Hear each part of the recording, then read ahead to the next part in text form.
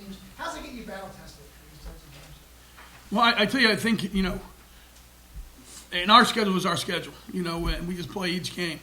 But it does prepare you for games like this. It does prepare you for moments like falling behind with a minute to go.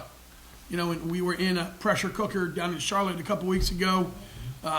3 weeks ago, we played a school from California called Menlo, who's a really good team, and it came right down to the wire. I mean, we had to stop them on 4 downs. We had to stop them from scoring inside of 20 twice. So we've been in those situations, and that helps you a little bit, and I think when the guys say they had confidence, I mean, they've been in that situation before where we've had to score to win a game, and, you kind of go back to those experiences, and you draw off of that. Guys, any other questions?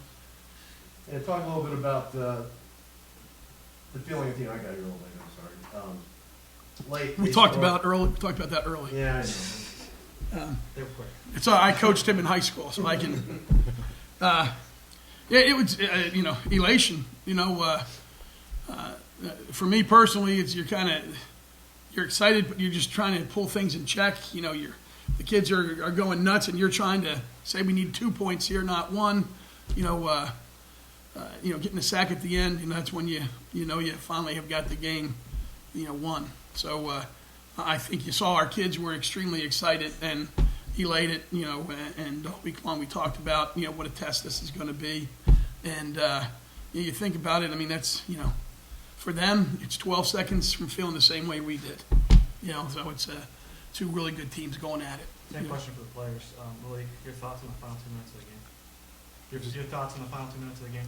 The final 2 minutes? Yeah. Well, on the sideline, I just kept praying to God, keeping faith that we were going to win the game.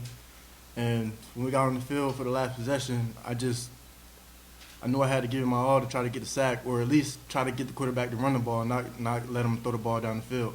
And that's what I did. Joe, your thoughts? After they scored and we took the field with less than a minute left, Coach Knapp said take some shots. You got to stay calm, so I tried to do that. I'm not really much of an emotional person to begin with, but after we ended up scoring, that's probably the most excited I've been all year. Steve, any thoughts there? The final 2 minutes. Steve is an emotional person. I am, but the final 2 minutes, I was calm. I knew, for some reason, I just knew we was gonna win. So adversity. Coach Drass and the whole coaching staff preach adversity. So when times get tough, what are you gonna do? Step up, or you gonna just let it go? So I was real confident. I just wanted the ball, and I knew I was gonna put my team in a position to advance to the next round of the playoffs. So that's what happened.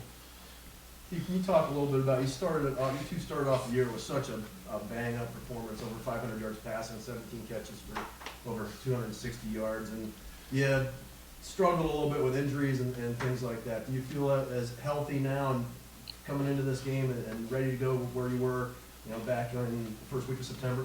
Yeah, that was the main thing I was we was concerned about. I've been battling with some injuries and stuff this year, but I really never let it get to me. But once I started feeling, once the playoffs came and Coach Drass just preached to me, stay in the training room, stay in the training room, stay in the training room. So that's all I did. So, and down back 100%. And I have the text to prove it. Yeah, and just he had a high ankle sprain that was 7 weeks, and he just played through it. So we're real proud of him. We really appreciate your time, guys, and our hats off. I mean, I can't tell you how much respect we have for Coach Margraf and his team. Thank you so much. Any other questions? Gentlemen, congratulations.